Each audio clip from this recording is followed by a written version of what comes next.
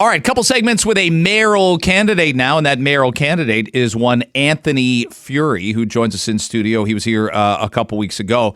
What do you make of that? We were just doing that. You love your talk radio. The cheese slipped off the cracker. Is that an offensive statement to you? Do you take umbrage with that, either as a cheese lover or a cracker lover? I'm asking. I don't know. Is on the Will you outlaw that language if you become mayor of Toronto? Is it appropriate on the campaign for me to admit that on talk radio I have said statements worse than that, sir? So no, I ain't going to be canceling you for any cheese statements there.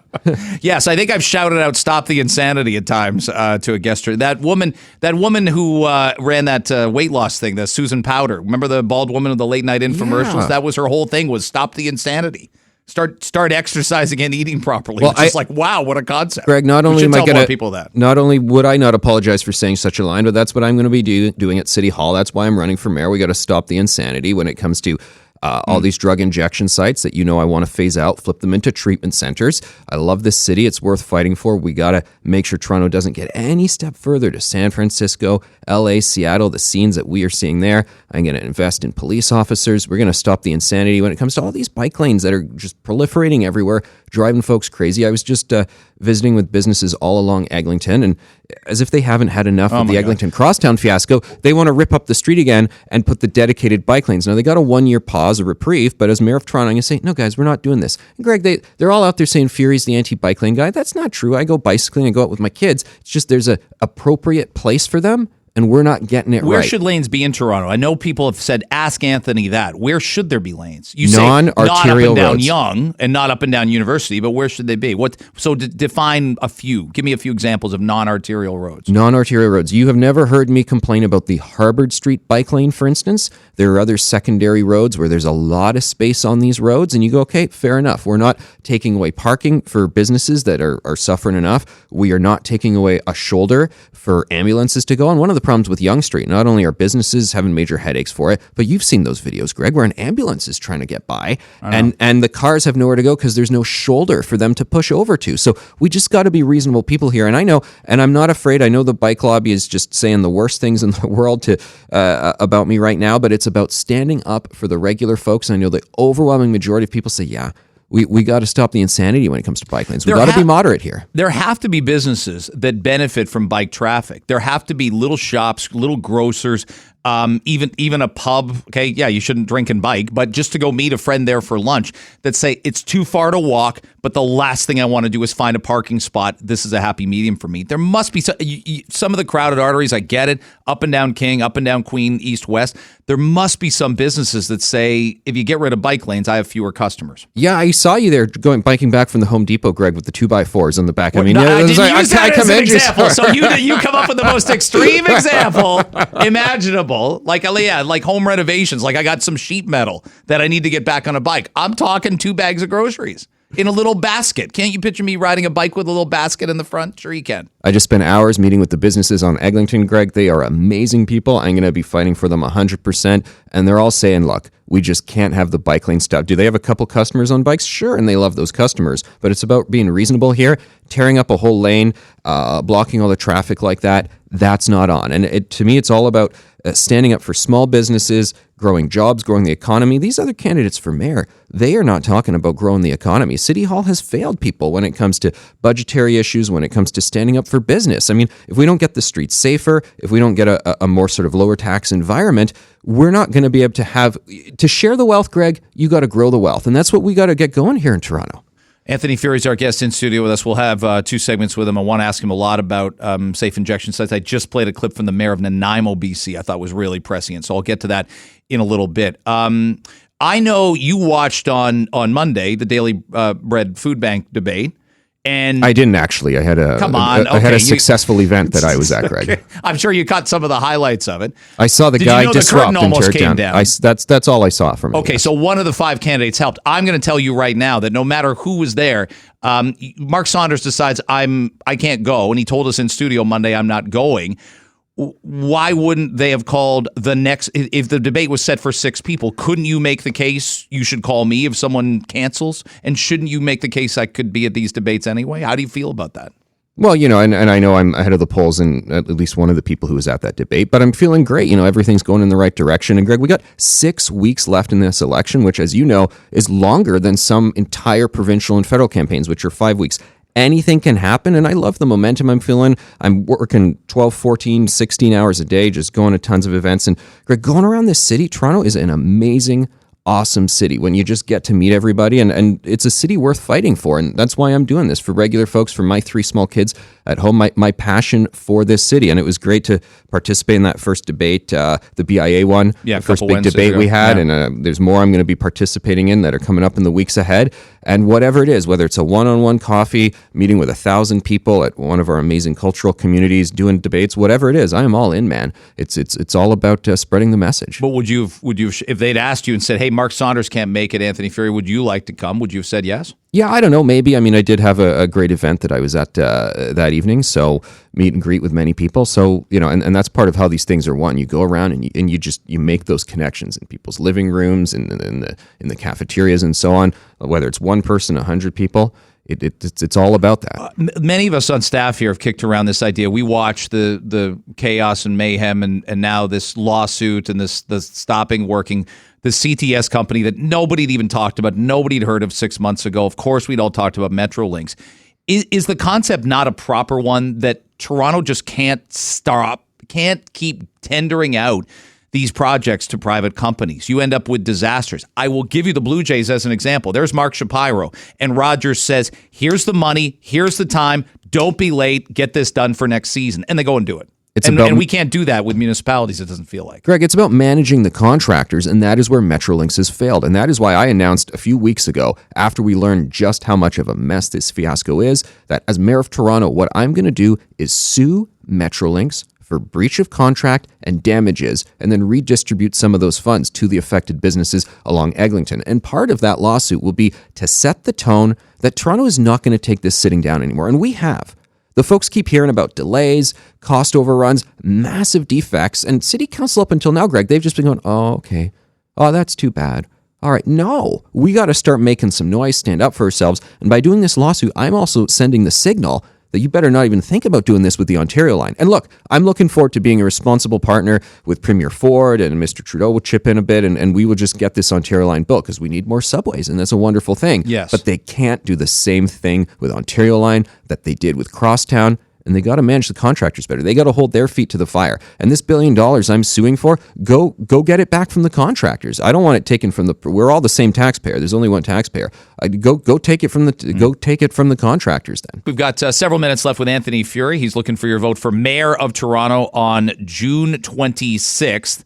I mentioned that Daily Bread Food Bank. If you tackled that protester, you'd be polling anybody who tackles that protester goes up an extra 15%. Absolutely. Nobody wants to be scared by somebody coming up and shouting behind them. Everybody just, and Josh Matlow was the only person to protect the curtain. I feel like you would have been a curtain protector. That curtain almost came down on everybody. More than that, I'm going to protect the whole city because, well, Greg, I announced the other day that as mayor, I will be hiring 500 more police officers, and we're going to ramp up the visible police presence because so many cops that I speak to, they say, remember this thing, Beat Cop, that used to exist? It wasn't just for the movies. It wasn't just in TV. It was a real thing. Mm-hmm. Police officers patrolling our communities, and we got to get back to that. They want to get back to that because, Greg, I think people want a reassurance of a visible police presence because right now you hear about 911 not being answered. You hear calls are just not, people aren't getting to it, and it's a manpower issue. Ultimately, this is cause and effect, Greg. Because my 500 head count, by the way, that's not some radical number. All that does is bring us back to the number that we were at 10 years ago. So as a total or as a ratio of the people in Toronto? Oh, Greg, as a total. As a total. It just brings us back. So to your point, the city of Toronto has grown, and yet we have fewer police officers than we did 10 years ago. So what we're seeing right now, this is just basic cause and effect. We failed to bring more officers into the headcount, and this is what's going on. So we need more patrols in downtown. The Jewish community, they actually pay for private security patrols up in North Bathurst. And I think, look, these folks paying their taxes just like anyone else. I don't think that's fair. For what? Well, the whole strip, because there are people who are going and throwing bricks at synagogues with impunity, and that should be the job of a beat cop. And Toronto police agree. They want to be able to have that visible presence on public transit as well, Greg. You see that scenario Friday night at Yonge and Dundas Square, and I see 2 women fighting. over what we don't know, and I see security guards who won't intercede. I'm like, what is this? Is this the TDSB? And then it takes half an hour for police to at Yonge and Dundas Square. A police call takes half an hour. That square should have a cop there 24/7, at least one. I don't know I always assumed that they would. Did. Greg, this campaign is about priorities. And my commitment to the people of Toronto is that police officers, that's a priority. Yes, respecting your tax dollars, that's a priority. More drug injection sites, like the city's planning to bring in, that is not a priority. And I'm going to phase them out. I'm going to put treatment centers in place instead to get these folks off of drugs and to clean up the decay that we are seeing on our subway systems all throughout our neighborhoods. It's about respecting voices who have been forgotten. The folks of Etobicoke, Scarborough, North York, they're being forgotten again at decisions at City Hall, and that's not right. I mentioned Nanaimo, BC. Councillors are going to explore public drug use restrictions. Even the Premier, David Eby, says we've got to start looking at this in a little more balanced fashion. John Horgan was not a fan of doing so. David Eby, I should say, is looking into that. And I got a message from a friend of mine who said we hadn't texted in a couple months, but he said, I drop my 15-year-old off to get the school bus. This is in Durham region every day. And there's crack smoking on the way to school. It's a 15-year-old boy. Maybe people would be more sensitive if I said it was a 15-year-old girl, but it is a boy.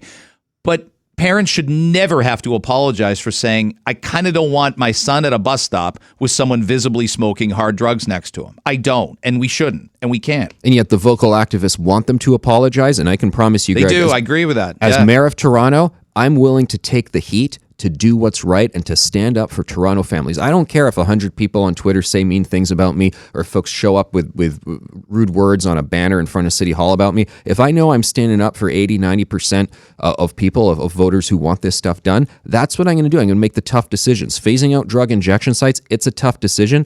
I'm the guy to do it. And we got to help this is no way to live your life too. These folks involved in the drug crisis. I've been getting a lot of support and calls from parents whose kids are tragically on the street dealing with these issues. They don't want the status quo to continue. Yet every other candidate out there running against me feels like they should be continuing with this status quo. It's not on. Yeah, the status quo is not compassionate. The status quo is not, having a level of understanding that they can keep going back and forth. Like parents. Every parent, if that's your son or daughter out there, would want some sort of, pardon the phrase, car crash moment to intercede, and they get arrested. They lose, they get kicked out and get evicted. Something dramatic to happen, even losing a boyfriend or girlfriend. Something dramatic to happen to give that reality check, because there's no reality check right now. These are safe havens for people with terrible addiction problems, and we want to help them, not hurt them. The compassion is treatment. The compassion isn't leaving them out there to die on the street or sleep on a sleeping bag in January. It's not. You got it. And you know what? Coming up at 11 a.m., I have a press conference, Greg, where I'm going to be announcing, just to tease it for a bit to you, that tease it all. We have to make sure that parks are places where families can enjoy, communities can enjoy them. I know what it's like as a parent to push the kids in a stroller, scan the park for needles, to find them at the playground and say, sorry, kids, we got to move on. And that's not right. We reclaimed Trinity Bellwoods Park, which is great, but Allen Gardens remains a mess. And there are more families who are living in different condos and apartment buildings. There are camps now in parks all around Toronto that are proliferating, and we can't allow that to happen. And I'll be giving you the solution to that at 11 a.m. Okay. Mayor Furey will not allow our parks to be lost for yet another summer. We got the long weekend upon us. People are going to be having a great time at the parks all across the city. Huge, beautiful parks in Scarborough, Etobicoke. We got to make sure these are for families, these parks. I need an answer on this. What does the province need to do here? Because some of treatment, some of the concept of quote-unquote institutionalization has just changed. It disappeared towards the end of the Ernie Eves years, all through the 15 Liberal years.